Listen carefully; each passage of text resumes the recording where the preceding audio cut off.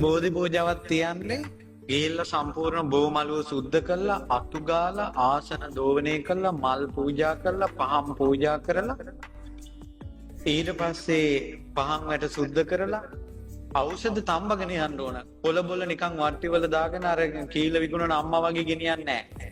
අසාය වඩි අට එකට තම්බන්න ඕන. තම්බල හොඳ ඖෂධ පාත්‍රයක් හදාගෙන ගිහින් භාග්‍යතුන් වහන්සේට පූජා කරලා ඉඳ ගන්න ඕන. අකුල් දික් කරන්නේ නැතුව. තුනුරුවන් සරණ ගිහිල්ලා රතන සූත්‍රයේ අඟුලිමාල පිරිත, බොජ්ජංග පිරිත, ගිරිමානන්ද පිරිත, ධම්මචක්කේ සජ්ජායනා කරන්න ඕන. ඊට පස්සේ ඕනම දෙයකට බෝධි පූජාව තියන්නේ එහෙමයි.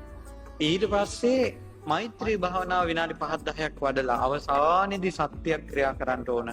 බෝධීන් වහන්සේ දඹදිව වජිරාසනේ කැන නැගී මගේ බුදු සමිඳුන්ට සෙවන සැලසූ බව සත්‍යයි.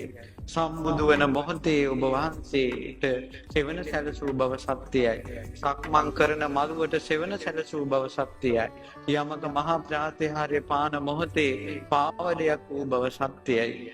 බුදුරජාණන් වහන්සේගේ සතියක් නේත්‍ර කැල්මෙන් පිදුම් ලැබූ බව සත්‍යයි.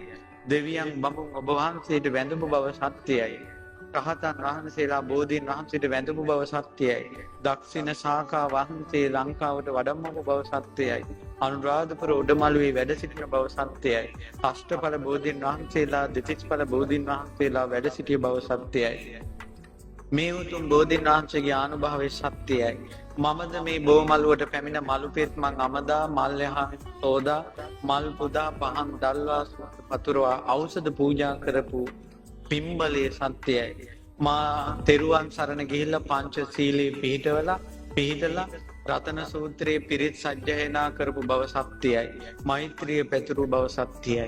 ඒකාන්තයෙන් මට පින් රැස්ුණා මේ පින් බලයෙන් බෝධි අනුවසෙන් අහවල් එදා සුවපත් වේවා.